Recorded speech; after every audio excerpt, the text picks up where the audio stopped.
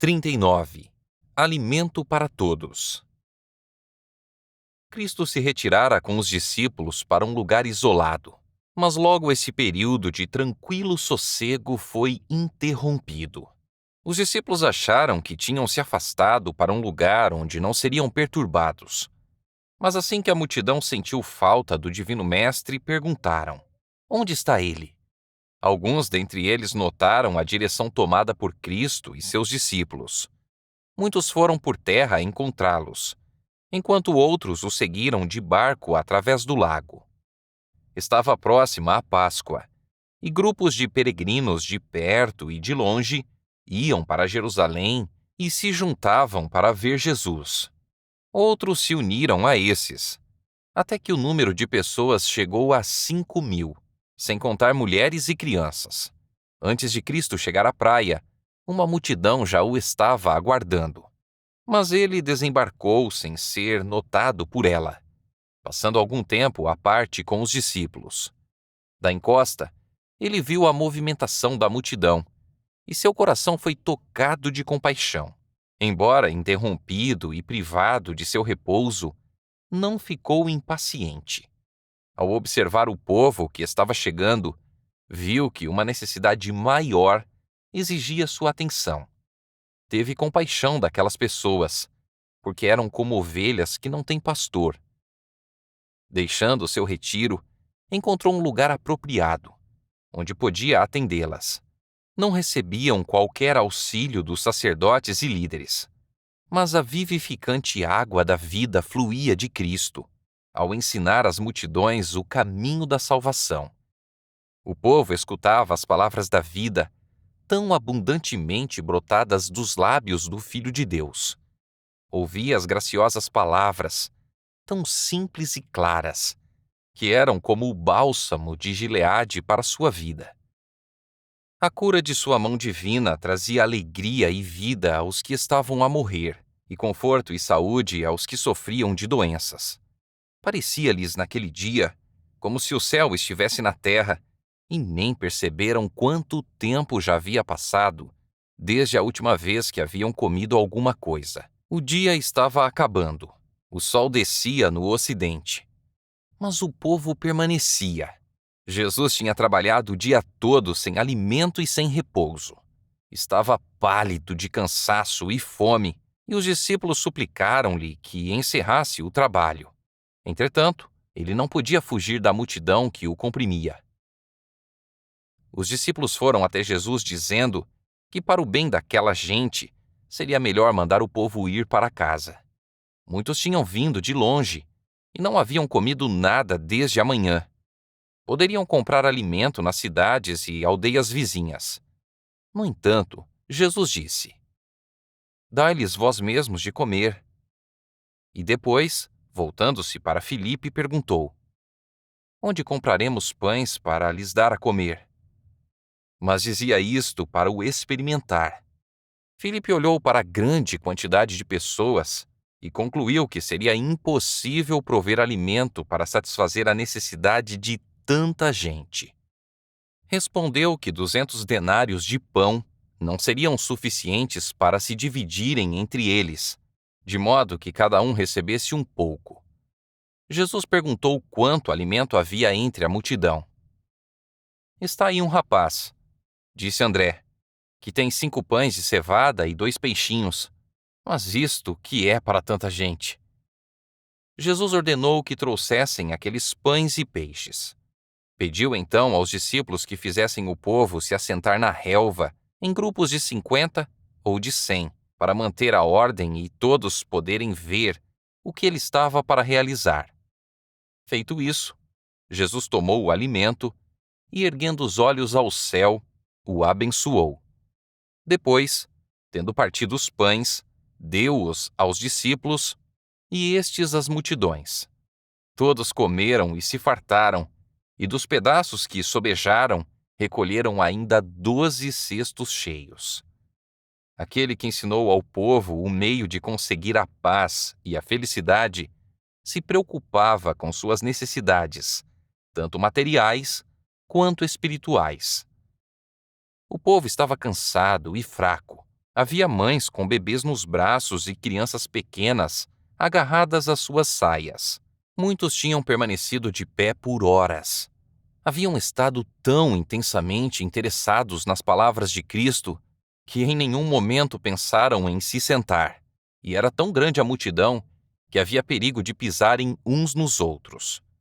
Jesus lhes deu oportunidade de descansar, mandando que se assentassem. Havia um extenso gramado no lugar, e todos podiam repousar confortavelmente.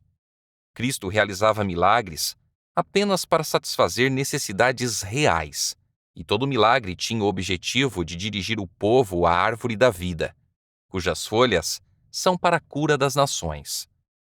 A simples refeição providenciada pelas mãos dos discípulos possui um completo tesouro de lições. Foi providenciada uma comida modesta. Os peixes e os pães de cevada eram o alimento diário dos pescadores dos arredores do Mar da Galileia. Cristo poderia ter apresentado diante do povo um requintado banquete, mas a comida preparada para a mera satisfação do apetite não teria transmitido qualquer lição para benefício deles. Jesus lhes ensinou nessa lição que as provisões naturais de Deus para o ser humano foram corrompidas, e nunca alguém se deliciou com luxuosos banquetes, preparados para a satisfação do gosto pervertido, da mesma forma como esse povo desfrutou do descanso e da simples refeição proporcionada por Cristo, tão longe de habitações humanas. Se hoje em dia as pessoas fossem simples em seus hábitos, vivendo em harmonia com as leis da natureza, como faziam Adão e Eva no princípio, haveria o suficiente para as necessidades da família humana.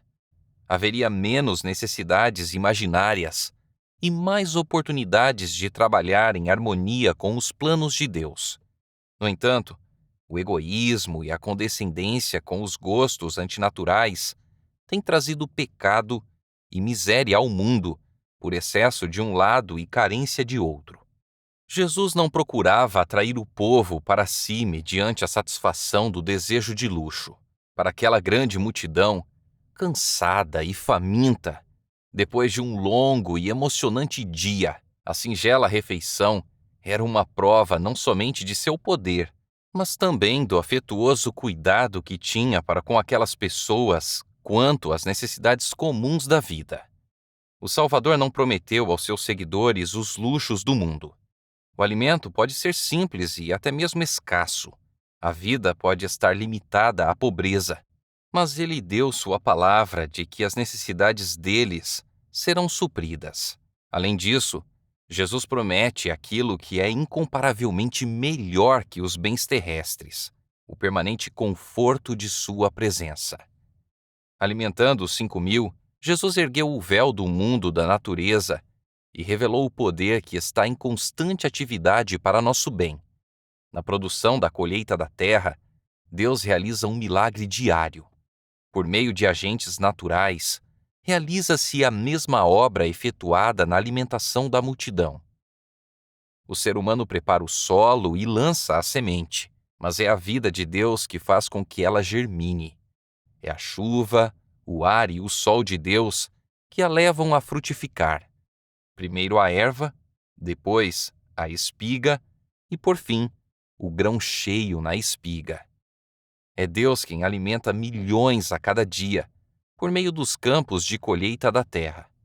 As pessoas são chamadas a cooperar com Ele no cuidado do cereal e no preparo do pão, e por causa disso, perdem de vista a atuação divina. Não lhe dão a glória devida ao seu santo nome. A manifestação de seu poder é atribuída a causas naturais ou a agentes humanos. O homem é glorificado em lugar de Deus, e seus graciosos dons são corrompidos para usos egoístas e transformados em maldição, ao invés de bênção. Deus está procurando mudar tudo isso. Ele almeja que nossas adormecidas percepções despertem para discernir sua compassiva bondade e para glorificá-lo pela atuação de seu poder. Deseja que o reconheçamos em seus dons, a fim de que estes sejam, segundo seu propósito, uma bênção para nós. Era para cumprir esse plano que Cristo realizava milagres. Depois que a multidão foi alimentada, ainda havia abundância de comida. Mas aquele que possuía todos os recursos do poder infinito ordenou: recolhei os pedaços que sobraram, para que nada se perca. Essas palavras significam mais do que colocar o pão nos cestos. A lição era dupla. Nada deve ser desperdiçado. Não devemos deixar escapar nenhuma vantagem nesta vida. Não devemos negligenciar nada que possa beneficiar um ser humano. Reúna-se tudo o que diminua a necessidade dos famintos da terra. E o mesmo cuidado deve haver nas coisas espirituais. Ao serem recolhidos os cestos das sobras, o povo pensou em seus queridos em casa. Queriam que participassem do pão que Cristo abençoara. O conteúdo dos cestos foi distribuído entre a ansiosa multidão, sendo levado em todas as direções ao redor. Assim, os que fizeram parte do banquete deviam levar a outros o pão do céu, para satisfazer a fome da alma. Deviam repetir o que haviam aprendido das maravilhosas coisas de Deus. Nada devia se perder, nenhuma palavra que dizia respeito à sua salvação eterna devia cair ao solo inutilmente. O milagre dos pães ensina uma lição de confiança em Deus. Quando Cristo alimentou os 5.000, o alimento não estava à mão. Aparentemente, ele não tinha recursos ao seu dispor. Ali estava com 5.000 homens, além de mulheres e crianças, em um lugar deserto. Não convidara a grande multidão para segui-lo. Tinham ido sem convite ou ordem, mas ele sabia que depois de terem escutado por tão longo tempo suas instruções, se sentiriam famintos e desfalecidos, pois partilhava com o povo da necessidade de alimento. Estavam distantes de casa e a noite estava próxima. Muitos deles estavam sem recursos para comprar comida. Aquele que por amor àquelas pessoas havia jejuado 40 dias no deserto, não deixaria que voltassem em jejum para casa. A providência de Deus colocara Jesus onde ele estava e esperou de seu Pai Celestial os meios para suprir a necessidade.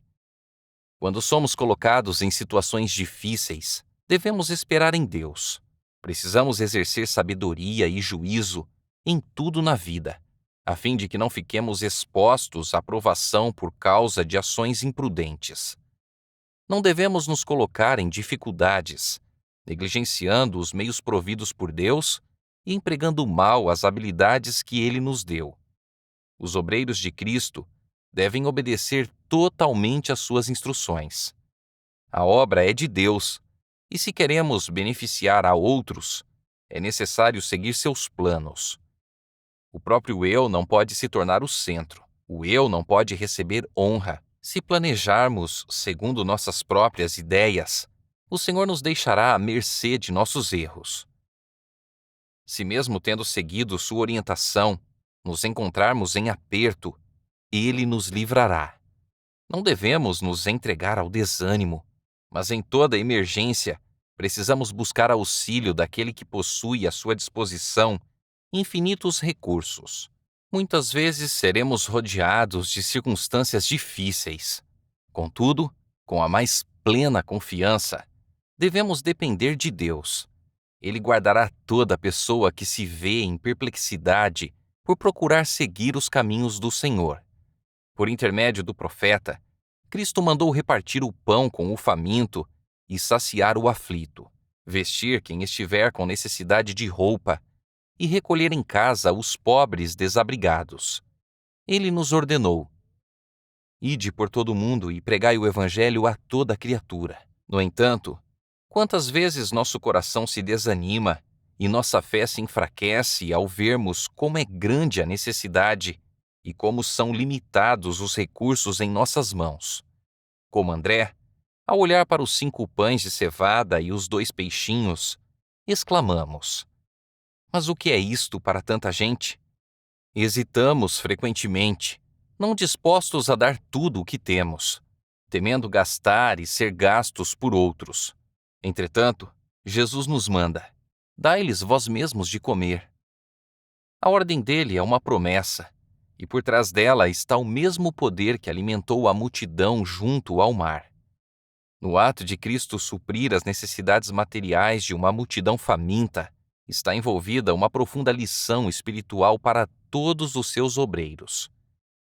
Cristo recebeu do Pai, passou para os discípulos. Eles entregaram ao povo e às pessoas umas às outras. Desse modo, todos os que estão ligados a Cristo devem receber dele o pão da vida, o alimento celestial, e passá-lo a outros. Com plena confiança em Deus, Jesus tomou a pequena provisão de pães, e mesmo com uma porção pequena para sua família de discípulos, não os convidou a comer, mas começou a distribuir-lhes, ordenando que servissem ao povo. O alimento se multiplicava em suas mãos, e as mãos dos discípulos, estendendo-se para Cristo, o próprio pão da vida, nunca ficavam vazias. O pequeno suprimento foi suficiente para todos. Depois de haver sido satisfeita a necessidade do povo, as sobras foram recolhidas, e Cristo e os discípulos comeram juntos da preciosa comida, fornecida pelo céu. Os discípulos foram o meio de comunicação entre Cristo e o povo. Isso deve ser um grande incentivo para os seus discípulos hoje em dia. Cristo é o grande centro, a fonte de toda força. Dele, os discípulos devem receber a provisão. Os mais inteligentes, os mais dispostos espiritualmente, só podem repartir com outros à medida que recebem. Não conseguem, por si mesmos, suprir as necessidades da alma. Só podemos transmitir aquilo que recebemos de Cristo, e só o podemos receber à medida que o transmitimos aos outros. Na mesma proporção em que continuamos a dar, continuamos a receber, e quanto mais distribuirmos, tanto mais receberemos. Assim estaremos continuamente crendo, confiando, recebendo e transmitindo. A obra da edificação do reino de Cristo irá avante. Embora aparentemente caminhe devagar e as impossibilidades pareçam falar contra seu progresso, a obra é de Deus, e Ele fornecerá meios e enviará auxiliares, sinceros e fervorosos discípulos, cujas mãos também estarão cheias de alimento para as famintas multidões. Deus não se esquece dos que trabalham com amor para levar a palavra da vida a pessoas quase a perecer, as quais, por sua vez, buscam alimento para outros famintos. Em nossa obra para Deus, existe o perigo de confiar demais no que o ser humano pode fazer com seus talentos e capacidade. Dessa forma, perdemos de vista o obreiro mestre. Muito frequentemente, o obreiro de Cristo deixa de compreender sua responsabilidade pessoal. Corre o risco de transferir suas responsabilidades para organizações, em vez de se apoiar naquele que é a fonte de toda a força. Na obra de Deus, é um grande erro confiar na sabedoria humana ou em números. O trabalho bem-sucedido para Cristo não depende tanto de cifras ou de talentos, mas de propósitos puros e da genuína simplicidade da fervorosa e confiante fé. Devem-se assumir responsabilidades pessoais, empreender deveres pessoais e fazer esforços pessoais em favor dos que não conhecem a Cristo. Em vez de passar sua responsabilidade para alguém que você imagina ser mais bem qualificado que você, trabalhe segundo suas aptidões. Ao surgir em seu coração a pergunta: onde compraremos pão para esse povo comer? Não permita que sua resposta seja com incredulidade. Quando os discípulos ouviram a ordem de Cristo, dai-lhes vós mesmos de comer, todas as dificuldades passaram por sua mente. Perguntaram: iremos aos vilarejos comprar comida? Mesmo hoje, quando o povo precisa do pão da vida, os filhos do Senhor perguntam: mandaremos buscar alguém de longe para vir alimentá-los? Mas o que disse Cristo? Fazei o povo assentar-se, e ali os alimentou. Assim, quando você estiver rodeado de pessoas necessitadas, saiba que Cristo aí está. Mantenha sua comunhão com Ele, traga seus pães a Jesus.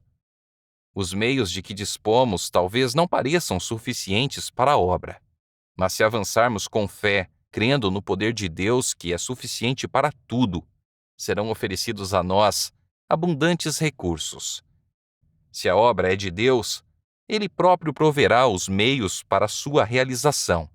Recompensará a sincera e simples confiança nele. O pouco que é usado de forma sábia e econômica no serviço do Senhor do Céu será multiplicado ao ser repartido. Nas mãos de Cristo, a escassa provisão permaneceu, sem diminuir, até que todos se saciassem. Se nos dirigirmos à fonte de toda força com as mãos da fé estendidas para receber, seremos sustentados em nosso trabalho, mesmo nas mais difíceis circunstâncias, e habilitados a dar a outros o pão da vida. O Senhor diz: deem, e será dado a vocês. Aquele que semeia pouco, também colherá pouco, e aquele que semeia com fartura, também colherá fartamente. Deus é poderoso para fazer que lhe seja acrescentada toda a graça, para que em todas as coisas, em todo o tempo, tendo tudo o que é necessário, vocês transbordem em toda boa obra. Como está escrito: distribuiu, deu os seus bens aos necessitados. A sua justiça dura para sempre. Aquele que supre a semente ao que semeia e o pão ao que come, também lhe suprirá e multiplicará a semente e fará crescer os frutos da sua justiça. Vocês serão enriquecidos de todas as formas, para que possam ser generosos em qualquer ocasião, e por nosso intermédio, a sua generosidade resulte em ação de graças a Deus.